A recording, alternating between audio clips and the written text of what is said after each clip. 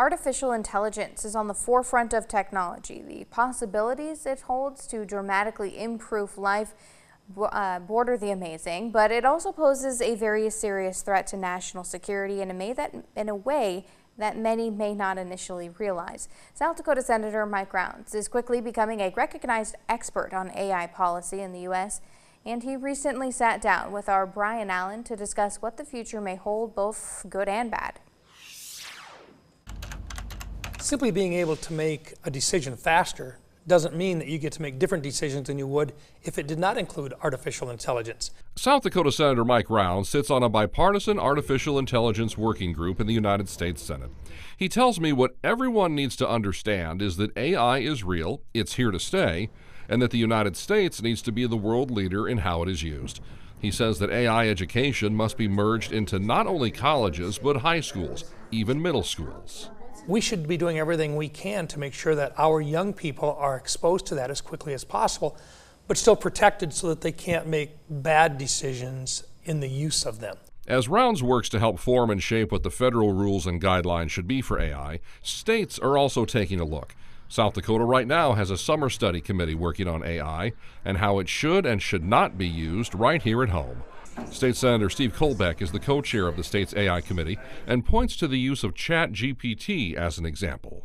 If that's something that the state of South Dakota wants their employees to be able to use, we certainly don't want to stand in the way of that. However, the data that goes into forming AI responses or the data that goes into AI being used in the wrong manner, that's what we want to make sure we're protecting. Protecting personal information from artificial intelligence is most definitely a consideration. It will be a challenge, and everyone recognizes that. But there are also a lot of discussions about what artificial intelligence will be able to do when it comes to, say, controlling traffic on streets and highways, how it will be a benefit in education, and what it will be able to do when assisting those who work in healthcare. And when it comes to that piece of the puzzle, Senator Rounds tells me the sky is the limit when it comes to what artificial intelligence can do when it comes to treating some of our most dreaded diseases. I believe the curing of the vast majority of cancer is within a 5-year period of time. Parkinson's, we'll be taking a look at what we can do to delay the onset, perhaps cure it. The same with Alzheimer's. These are things that are going to happen very rapidly using artificial intelligence because we can look at so much data so quickly. It sounds too good to be true, but already the National Institute of Health is using AI to accurately predict how cancer cells will react and respond to specific treatment plans, streamlining the process. In the University of California Health System, researchers have used AI to create specialized immune cells that more rigorously attack cancer cells. What on the surface sounds like science fiction is becoming science fact. But while this would be amazingly good news, there is also some very real-world bad news that AI will open the door to. Rounds says he has been privy to information of what bad actors will be able to do with AI technology.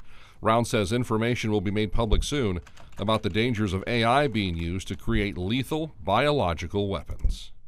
Bad guys can use artificial intelligence to create new pandemics, to use it for biological purposes and so forth, and to split genes in such a fashion that it would be extremely difficult to defend against it.